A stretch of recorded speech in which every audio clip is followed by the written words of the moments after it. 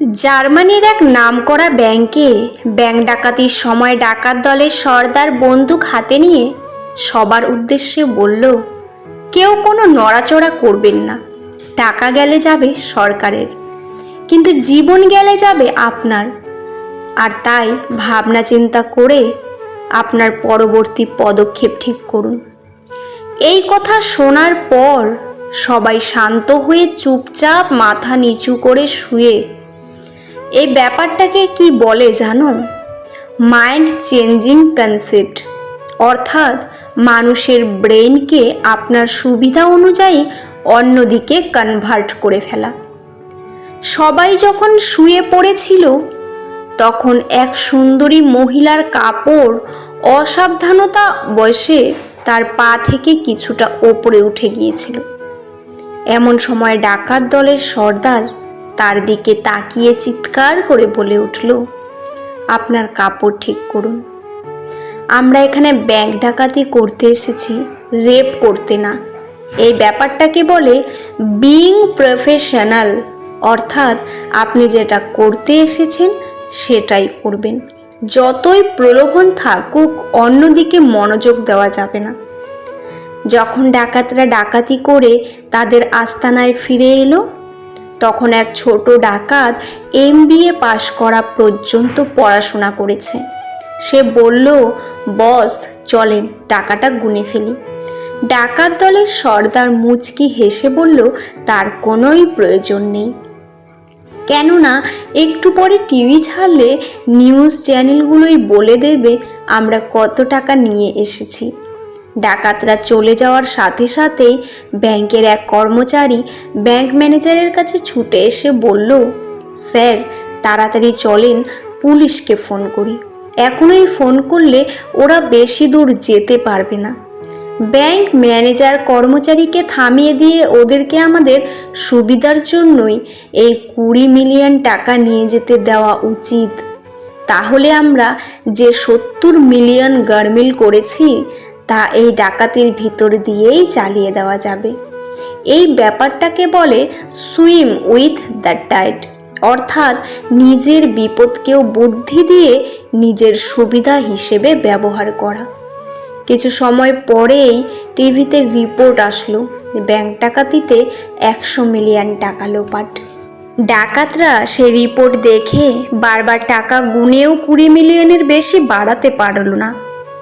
ডাকাতের দলের সর্দার রাগে ক্রুদ্ধ হয়ে বলল, শালা আমরা আমাদের জীবনের ঝুঁকি নিয়ে এত কিছু ম্যানেজ করে মাত্র 20 মিলিয়ন টাকা নিলাম, আর ব্যাংক ম্যানেজার শুধুমাত্র এক কলমের খোঁচাতে 80 মিলিয়ন টাকা সরিয়ে দিল। চোর ডাকাত না হয়ে পড়াশোনা করলেই তো বেশ ভালো হতো। এই ব্যাপারটাকে বলে knowledge is worth as much as gold, অর্থাৎ অসির চেয়ে মসি বড়। ব্যাংক ম্যানেজার মন খুলে হাসছে, কেননা তার লাভ 80 মিলিয়ন টাকা। 70 মিলিয়ন টাকার গরমিল করেও সে আরও 10 মিলিয়ন টাকা এই সুযোগে তার নিজের পকেটে ঢুকিয়ে ফেলেছে।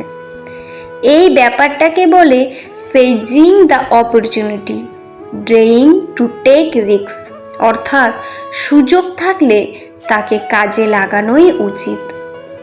যখন কোনো মানুষের সময় খারাপ যায় তখন কেউ তার হাত ধরে না, সবাই ভুলই ধরে। ভাবছো মানিয়ে নিয়েছি, এবার সব কিছু ঠিক হয়ে যাবে? মোটেও না, বরং তোমার উপর আরও কিছু বোঝা এসে চাপবে। একটা ছেলে হোক বা একটা মেয়ে, কোনো দিনও ভালোবাসার মানুষটাকে অন্য কারোর সাথে, কল্পনা তো দূর, কারো সাথে একটু কথা বললেও সহ্য করতে পারে না। ভালোবাসাটা এমনই একটা জিনিস। কতিপয় কিছু সত্য কথা যা আমাদের সকলের জানা দরকার।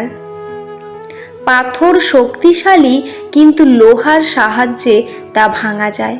লোহাও শক্তিশালী, কিন্তু আগুন তাকে নরম করতে পারে। আগুন শক্তিশালী, কিন্তু জল তাকে নেভাতে পারে। জল শক্তিশালী, কিন্তু মেঘ তাকে উড়িয়ে নিতে পারে। মেঘ শক্তিশালী, কিন্তু হাওয়া তাকে বহন করতে পারে।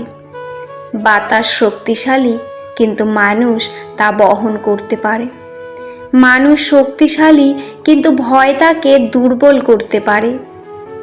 ভয় শক্তিশালী, কিন্তু মদ তাকে ভুলিয়ে দিতে পারে। মদ শক্তিশালী, কিন্তু ঘুম তাকে ভুলিয়ে দিতে পারে। ঘুম শক্তিশালী, কিন্তু মৃত্যু অধিকতর শক্তিমান। মৃত্যু অধিকতর শক্তিমান, কিন্তু তার সৃষ্টিকর্তার ইচ্ছায় হয়, তাই নিশ্চয়ই সৃষ্টিকর্তা সর্বশক্তিমান। একদিন মাকে জিজ্ঞাসা করেছিলাম, মা, আমার স্বাধীনতা কোথায়? উত্তরে বললেন, এখন কিসের স্বাধীনতা? বিয়ের পর স্বামীকে নিয়ে যা ইচ্ছা তাই করবি, স্বাধীনতা খুঁজে নিবি। একদিন ভোরে স্বামীকে জিজ্ঞেস করলাম, আচ্ছা, মেয়েদের কি স্বাধীনতার শখ আহ্লাদ? স্বামী উত্তরে একটাই কথা বলল, বিয়ের আগে যা করেছো করেছো, এখন করা যাবে না, লোকে কি বলবে? ছেলে মেয়েদের মানুষের মতো মানুষ করো, পরে যা ইচ্ছে করতে পারবে।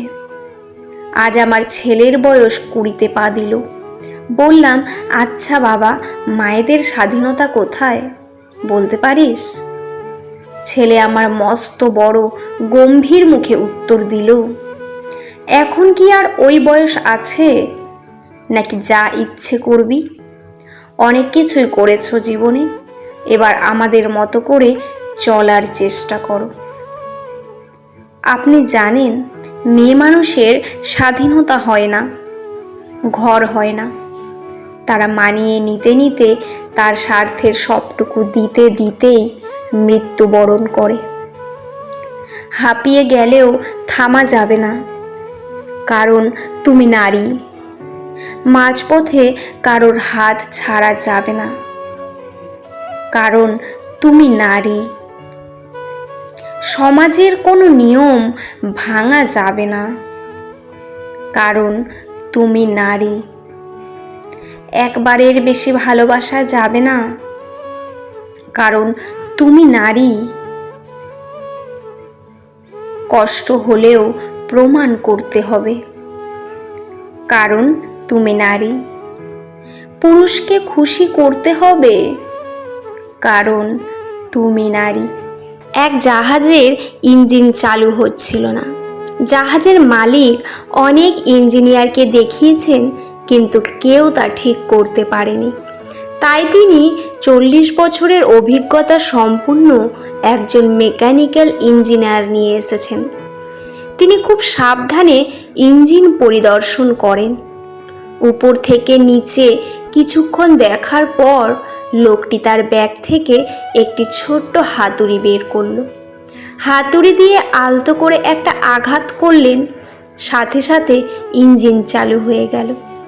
7 দিন পর ইঞ্জিনিয়ার তার বিল হিসেবে চাইলেন $20,000।